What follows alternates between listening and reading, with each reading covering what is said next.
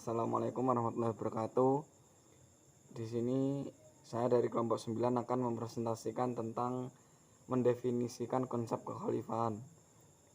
Di sini kita akan membahas dua rumusan masalah, yaitu yang pertama, apakah pengertian khalifah, dan yang kedua, apakah definisi konsep khalifah sebagai manifestasi iman dalam aspek keilmuan, hukum, ibadah, kekuasaan, akhlak, dan pendidikan. Pertama, pengertian khalifah tercantum dalam surat Al-Baqarah ayat 30 yang berbunyi, wa idz qala rabbuka lil malaikati inni ja'ilun fil ardi khalifah qalu ataj'alu fiha man yufsidu fiha wa yasfiku dima wa nahnu nusabbihu bihamdika wa nuqaddisu lak qala inni a'lamu ma la ta'lamun, yang artinya, dan ingatlah ketika Tuhanmu berfirman kepada para malaikat, aku hendak menjadikan khalifah di bumi.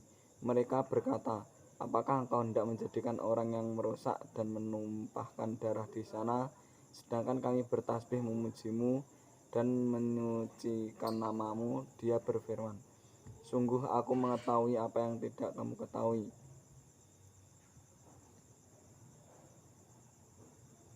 Secara bahasa, kata khalifah berasal dari kata khalafa yalibu, kaum yang sebagiannya mengganti yang lain.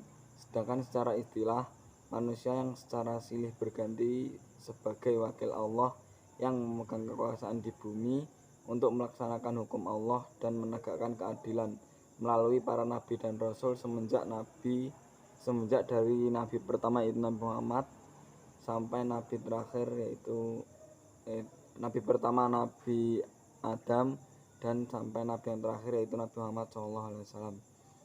Khalifah adalah manusia terpilih yang diberi amanah untuk memimpin suatu negara atau kaum dan melaksanakan hukum Allah serta menegakkan keadilan. Pengertian khalifah secara istilah. Para tokoh ya ini. Yang pertama, Ibnu Khaldun mengatakan kekhalifahan adalah tanggung jawab umum yang sesuai dengan tujuan syara yang bertujuan menciptakan kemaslahatan ukhrawi dan duniawi.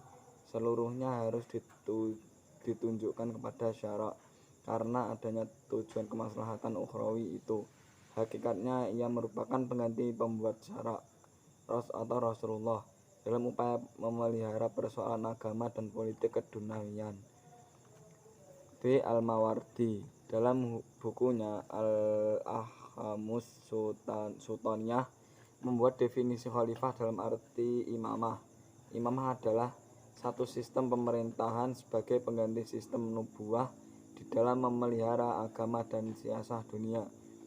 C. Sa'ad At-Taftazani dalam bukunya Maqasid Thalibin mendefinisikan khalifah sebagai pemimpin umat dalam urusan agama dan dunia sebagai ganti khalifah dari Rasulullah.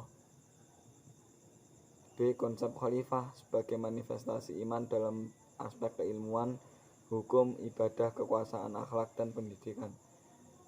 Konsep khalifah sebagai manifestasi iman dalam aspek keilmuan. Alam sebagai ciptaan Allah Subhanahu wa taala seakar kata dengan kata ilm dalam bahasa Arab yang terdiri dari 3 huruf ain, lam, mim. Alam berjalan menurut hukum alam atau natural law yang berjalan secara pasti karena hal itu ditakdirkan oleh Allah. Yang maha pencipta dan maha mengatur itulah yang menjadikan hukum alam sebagai suatu kepastian.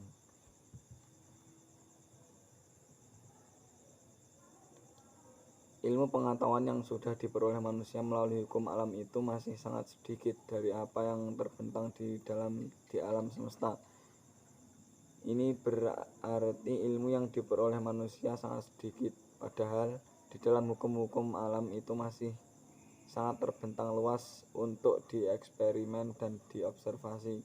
Oleh sebab itu, manusia tidak boleh takabur dan menyombongkan diri dari keluasan ilmunya. Kerendahan hati dalam berilmu pengetahuan sangat diperlukan bagi kehidupan manusia, agar ilmu tidak digunakan untuk menghancurkan eksistensi kemanusiaan itu sendiri. Arogansi dalam berilmu akan menimbulkan anarkisme, yang pada giliran berikutnya akan melahirkan ilmu pengetahuan yang justru akan menghancurkan martabat kemanusiaan. Yang kedua, konsep kekhalifahan sebagai manifestasi iman dalam aspek hukum. Kata hukum dalam bahasa Arab seakar dengan kata hikmah, yang berarti wisdom atau kebijaksanaan. Bila ditelusuri isyarat-isyarat yang diberikan oleh Al-Quran tentang perkataan hukum, maka akan dijumpai bahwa pengertiannya juga mencangkup ajaran agama secara keseluruhan. Jelas kata al-hukmah dalam surat Ali Imran ayat 79 yang mengisyaratkan seluruh ajaran yang dibawa oleh Nabi dan Rasul yang termaktub dalam kitab suci. Hal ini menegaskan bahwa manusia pelaksanaan penegakan hukum dalam kehidupan harus bersemangat dalam menjalankan syariat secara keseluruhan. Dalam hukum juga terdapat keadilan yang dalam Al-Quran dinyatakan dalam terminologi al-adl dan qasid adalah suatu istilah yang serba meliputi yang bisa mencangkup semua jenis kebaikan dalam pemikiran kefilsafatan. Hukum ditegakkan untuk mewujudkan keadilan. Maka manifestasi iman dalam hukum adalah bahwa seorang yang diberi amanah sebagai penegak hukum haruslah menampilkan kesadaran bahwa hukum mengandung unsur tegar dan tegas dalam menegakkan keadilan dan lembut dalam semangat kemanusiaan. Yang ketiga, konsep khalifah sebagai manifestasi iman dalam aspek ibadah. Kata ibadah dalam bahasa Arab berakar pada konsep khalifah sebagai manifestasi iman dalam aspek akhlak.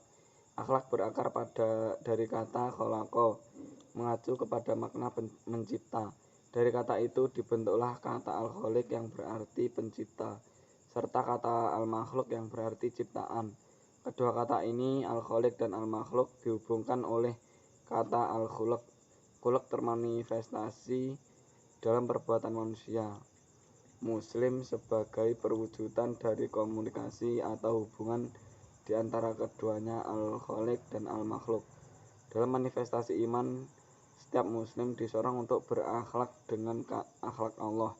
Dengan kata lain, setiap muslim di dalam kemampuan dan kapasitasnya sebagai makhluk dengan secara bersungguh-sungguh meneladani Allah dalam semua sifat-sifatnya.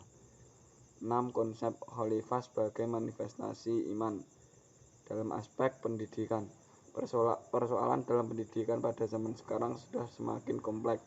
Banyak pihak yang terlibat dalam aspek ini, seperti penyelenggara pendidikan, pemerintah, para guru, dan lingkungan masyarakat.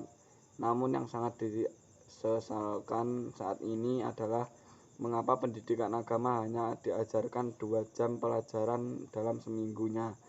Padahal pendidikan agama sangat dibutuhkan ketika para pelajar sudah memulai masa depannya.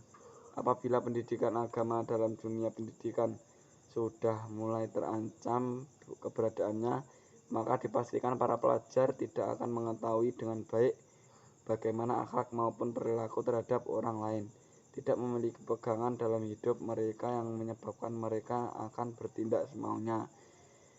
Dalam permasalahan ini dibutuhkan pemimpin yang tanggap terhadap apa yang terjadi pada pendidikan agama dalam dunia pendidikan, karena hanya kebijakan seorang pemimpin yang dibutuhkan untuk terus menghidupkan pendidikan agama dalam dunia pendidikan. Sekian presentasi dari saya. Wassalamualaikum warahmatullahi wabarakatuh.